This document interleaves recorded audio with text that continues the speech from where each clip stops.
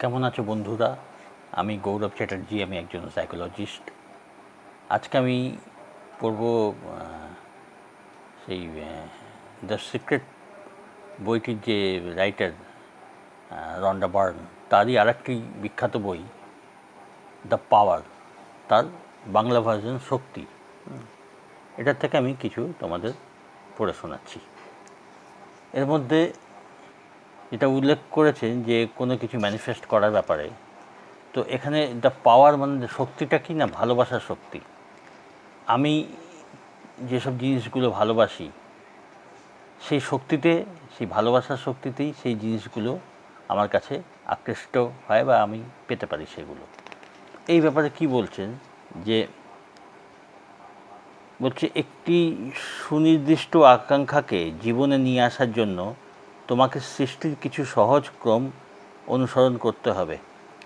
তোমার আকাঙ্ক্ষার বস্তুগুলো নিয়ে আসাই হোক বা তোমার অপছন্দের বিষয়গুলো পরিবর্তন করাই হোক, মূল প্রক্রিয়াটি সবসময় একই। তো বলছে সৃষ্টির প্রক্রিয়া কি, মানে এখানে সৃষ্টি বলতে ম্যানিফেস্ট করা, কোনো কিছুকে বাস্তবে আনা, আমার কল্পনার জিনিসকে।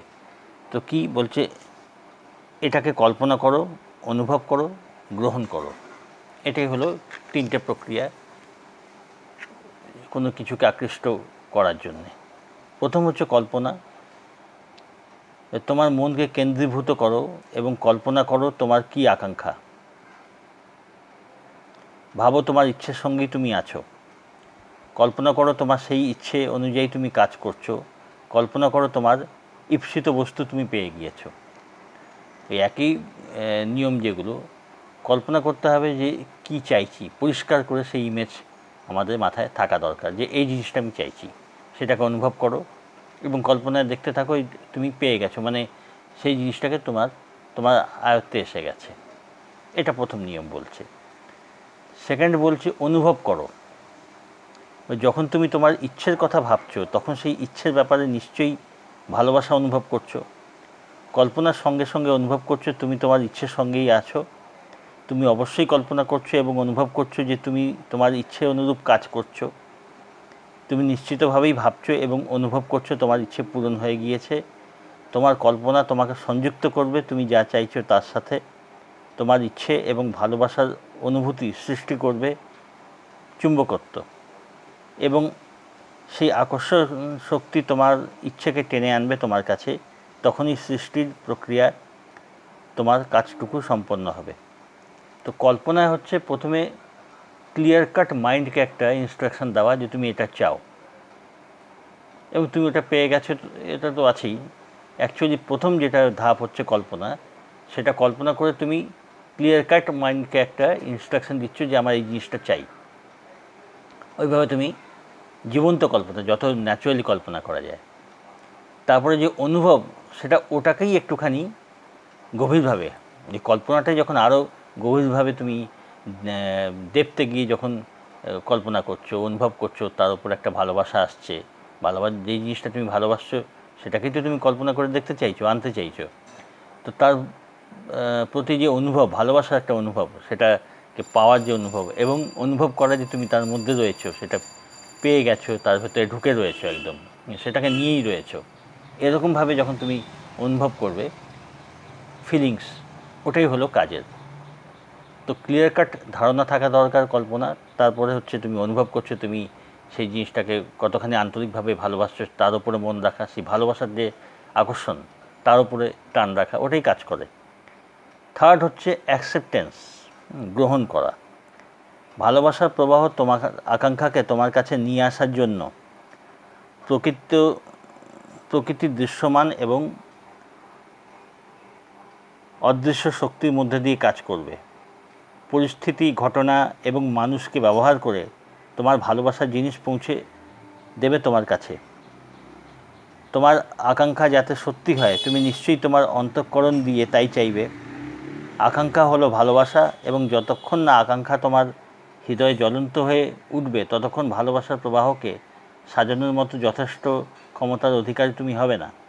মানে যে জিনিস আমি চাইছি, আকাঙ্ক্ষা করছি, অনুভব করছি, পেতে চাইছি, যতক্ষণ না বার্নিং ডিজায়ার না হবে, সেই আকাঙ্ক্ষাকে যতক্ষণ না খুব ভালোভাবে তোমার ভেতরে জ্বলন্তভাবে না আসবে ততক্ষণ সেটাকে আকর্ষণ করার মতো যথেষ্ট ক্ষমতা আসবে না। তো তোমাকে ভীষণভাবে আকাঙ্ক্ষা করতে হবে যা তুমি চাও। যেমন একজন ক্রীড়াবিদ খেলতে চায়, একজন নর্তক নৃত্য করতে চায়, মানে ওইভাবে সেটাকে আকৃষ্ট করতে হবে তোমার দিকে, ঠিক আছে? এখন যদি কেউ ওজন কমাতে চায়, তবে প্রতিদিন তোমার ওজন বেড়ে যাচ্ছে এটা না ভেবে কল্পনায় অনুভূতিতে তোমার আকাঙ্ক্ষিত শরীরকে নিয়ে তাকে ভালোবাসো। তুমি বেড়াতে যদি যেতে চাও তাহলে টাকা পয়সার অভাবে বেড়াতে পারছো না সেটা না ভেবে বেড়াতে যাওয়া, তুমি কোথায় বেড়াতে যাচ্ছ তার অনুভূতিটাকে নিয়ে সেটাকে ভালোবাসো। তো বলছে যে ওই যে ভালোবাসা, যে আকর্ষণ, যেটা আমি চাইছি, মানে আমি চাইছি আমার শরীর ঠিক যেই অবস্থা আমি পছন্দ করছি না শরীরের, আমি চাইছি আমার শরীর খুব বেশি ফ্যাটি হয়ে গেছে, আমি চাইছি সেটা না থাক। তো ওরকমভাবে চিন্তা না করে আমি যেটা চাইছি, মানে শরীর যে সুস্থ শরীর যেমন চাইছি, সেই অবস্থাকে কল্পনা করে সেই যেটা চাইছি সেই থিঙ্কিংয়ের উপর মনটা রাখতে, সেরকম শরীর বা সেরকম ফিগার যেরকম আমি চাইছি সেটাকে ভালোবাসতে, সেরকম কল্পনায় সেরকম জিনিস রাখতে, এটাই করতে বলছে। কোথাও কোনো বেড়াতে যেতে চাইছি বা অন্য কিছু পেতে চাইছি, তো সেই জিনিসটা আমার কি ক্ষমতা আছে না আছে সেদিকে না ভেবে যেটা চাইছি এক্স্যাক্টলি সেই জিনিসটাকে মনের ভেতরে কল্পনা করে সেটাকে ভালোবাসতে। এই ভালোবাসাটাই দ্য পাওয়ার, যে শক্তি, যেটা রাইটার রন্ডা বার্ন বলতে চাইছে। তো এখানে একটা এক্সাম্পল দিচ্ছে যে একজন যুবতী শুরু করেছিলেন একটা বিশেষ ফুলের ভাবনাকে নির্বাচন করে হোয়াইট কালার লিলি, সাদা লিলি, লিলি ফুল যেটা ওয়েস্টার্ন কান্ট্রিতেই পাওয়া যায়, বিশেষ করে ইংল্যান্ডে বা অন্যান্য ওয়েস্টার্ন কান্ট্রিতেও আছে। তো লিলি ফুল যেটা, সেটা ভাবতে শুরু করছিল যে হোয়াইট কালারের সাদা লিলি ফুল সেটাকে ম্যানিফেস্ট করব। তো বলছে তিনি কল্পনা করতেন ফুলটি তিনি হাতে ধরে আছেন, কল্পনায় তার গন্ধ শুঁকতেন এবং ভাবতেন ফুলটি তিনি পেয়ে গেছেন। তো প্রথমে আকাঙ্ক্ষা হলো সেই লিলি ফুলটা, পরিষ্কার একটা হোয়াইট লিলি, সাদা রঙের লিলি ফুল। তোমরা অন্য কোনো ফুলের উপরও ট্রাই করতে পারো, ছোটোখাটো ম্যানিফেস্টেশন। তো প্রথম। আর দ্বিতীয় কী করতেন, কল্পনায় তার গন্ধ শুঁকতেন আর ভাবতেন তিনি পেয়ে গেছেন। দ্বিতীয় যে স্টেপ, প্রথম তো আকাঙ্ক্ষা হলো, দ্বিতীয় হলো স্টেপ হলো অনুভব করা। তো উনি অনুভব করছেন যে সেই জিনিসটা তিনি পেয়ে গেছেন, তার গন্ধ এরকম, দেখতে এরকম, ফুলটা তিনি হাতে ধরে আছেন, এরকমভাবে তিনি কল্পনা করতেন। তারপরে তাই করতে করতে 2 সপ্তাহ বাদে তিনি এক বন্ধুর বাড়িতে ডিনার করতে যান। সেখানে টেবিলের মাঝখানে একটি শৌখিন পাত্রে হোয়াইট কালারের লিলি দেখতে পান। ঠিক আছে, যেমন কল্পনা করেছিলেন তিনি সেরকম। একটি টেবিলের মাঝখানে শৌখিন পাত্রে হোয়াইট কালার লিলির একটি তোড়া রাখা ছিল। তার কল্পনার ফুল সে যেমন চেয়েছিলেন সেরকমই কল্পনা, সেরকমই ফুল, সেরকমই বর্ণ, সেমনি গন্ধ। তিনি উত্তেজিত হয়ে পড়েছিলেন, কিন্তু তার কল্পনার ব্যাপারে কিছুই বন্ধুকে বলেননি। সন্ধ্যার শেষে যখন তিনি বেরিয়ে আসছেন দরজা দিয়ে, বন্ধুর মেয়ে নিজে থেকেই একটা ফুল ফুলদানি থেকে তুলে তার হাতে এনে দিল। মানে এইভাবে হয় ম্যানিফেস্টেশন। সে তিনি নিজে চাননি, সেই ফুলটা বন্ধুর বাড়িতে গিয়ে যেমন চেয়েছিলেন সেরকমই ফুল তিনি দেখতে পান। এবং দেখার পর তারপরে কী হলো না, তিনি চাইলেন না, যখন চলে আসছেন তখন বন্ধুর মেয়ে সেই ফুলটা নিয়ে তাকে গিফট করে। তো বলার উদ্দেশ্য এটাই যে যেই জিনিসটা আমরা চাই প্রথমে কল্পনা করতে হয়, বার্নিং ডিজায়ার থাকে, বার্নিং ডিজায়ার, ভেতরকার জ্বলন্ত ইচ্ছে থাকে যে ওটা আমি চাই, এবং সেটা অনুভব করা হলো 5 সেন্স দিয়ে, মানে গন্ধ, দেখা, হাতে ধরে আছে সেটা ফিল করা। তো এই কয়েকটা ফিলিংস সে ইউজ করেছিল। তো এটি ম্যানিফেস্টেশনে দরকার হয় যে আমাদের পঞ্চেন্দ্রিয়, যেটা দেখার শক্তি, ঘ্রাণ শক্তি, টেস্ট করা, টাচ করা, এই 5টা যে সেন্স আছে, আর শোনা, তো এর মধ্যে যে কয়েকটা ব্যবহার করা যায় সেটা করলে অনুভব ক্ষমতা সেটা প্রবল হয়।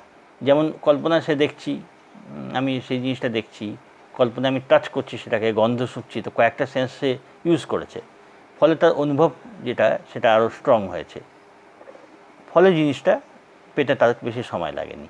তো অ্যাকচুয়াল নিয়ম এটাই, যে প্রথম হলো ক্লিয়ার কাট ধারণা, যার জন্যে লেখার অভ্যাস, স্ক্রিপ্টিং করা, যে তুমি যেটা চাও সেটা তুমি বারবার পরিষ্কার করে দিচ্ছ, যে আমি এটা চাই, হ্যাঁ, তার সম্বন্ধে যে এটা হলো ফার্স্ট স্টেপ, তুমি আকাঙ্ক্ষা করছো, কল্পনা করছো।